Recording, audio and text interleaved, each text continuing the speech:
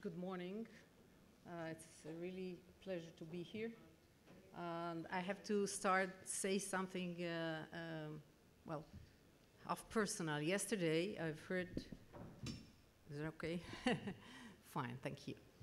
Yesterday, I heard the Prime Minister talking about more or less the environment, talked about the energy crisis, which is really amazing because 13 years ago, when I joined the Ministry of the Environment in Israel, you couldn't get a Prime Minister, you couldn't get a minister, you couldn't get a Director General in any of the ministries to talk about the environment. They said, you tree huggers don't know anything, and you're talking about things that are not important, like economy, where you have incentives, like we've heard, and nobody was really willing to talk about it seriously. So things changed, but I'm not sure that all the right changes have been done, and I'll tell you something about the solution as well. My presentation actually has 3 parts. Some of the problems, general problems, the problems in Israel, and very small part of the solution is the way I see it. First of all, I took the climate change, population growth, and water problems because I can't cover all the other problems that are there as well. So what I say about the climate change is the promises of the leaders, even the incentives for renewable energy, it works. It definitely lowers the amount of the regular fuel that we are using, but it's not enough. And just a simple graph to show that. We are using and emitting carbon dioxide all the time. All the changes that were made during all decisions, everything actually does not change anything. And if people are talking in Kyoto about getting back to the levels of 2000, not only that it's not going to get there, it's definitely, as according to projections for the take into account even some of the cuts, we're not going to get any better when it comes to climate change. If we talk about the 2 more very important subjects, one is water and the other one is population. Let's start with population. There is no question that the graph, as you can see it on the right-hand side there, tremendous population growth. This is a swimming pool in China, which I love to show how it looks. But actually in our country it's not any better. We have 1.8% of growth. And it is a serious problem because the resources on Earth are simply not enough. And one of the major problems is the water problem, which is going to be much worse. As it is, the situation today is terrible. We don't have enough water for everybody. We don't have no sanitation for really huge part of the population of the Earth. And in our area, in the Middle East, it's definitely going to be a cause for war, but not only here. It's always part of all the skirmishes, of all the battles, all the different interests that countries have. So besides the fact that it's a real danger to human life, it always behind all the wars that we have. So there is another problem and another crisis, and it doesn't seem to get any better. As I said, in many places all over the world, environmental issues are behind it. If you get a desertification, you can't into the cities. Poverty becomes much worse. You can see it in Africa. You can see it in many places all over the world. And in the Middle East, the water issue is going to be a very serious problem.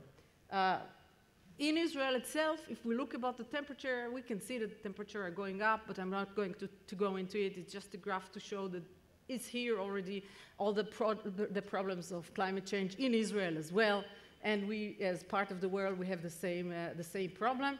But our main problem, I think, or I don't know if it's a main problem, definitely something that we have to find an interesting solution. It's not a simple problem. Is the population density. When we look at it like that, as it is, we are one of the most populated countries in the world, but this graph doesn't mean anything because it does not include the southern desert part.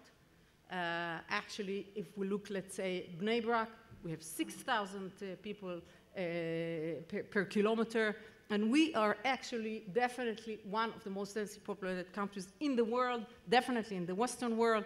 When you have countries like that, you have a problem to the water sources, especially if people are living above the water sources in Israel.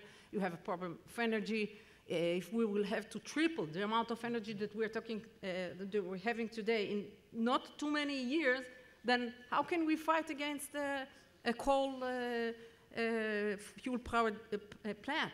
It's difficult, because if we need 3 times what we have right now, where are we going to get that, even if we will use sources that are good, so that are not polluting?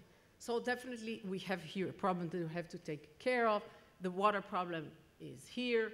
This is just one example, but there are many examples. This is the water that goes into the Kinneret, one of the 3 main sources of water in Israel. This is how the Kinneret looks today. This is how it looks in '92. Just one place where it looks. We are losing water. More people, they need more water, they need more energy. Desalination is a nice solution, but not good enough, because it needs a lot of energy, so this is not going to give us a solution. It's good for the few more years ahead, but not as a solution for the future.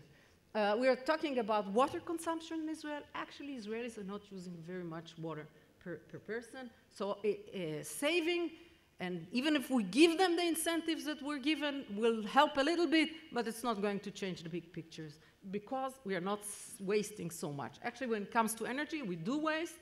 As you can see here, when we look at carbon dioxide that is emitted to the air, Israel is definitely can save and be like other European countries that use less energy or use it a lot more efficiently. And here we do need incentives.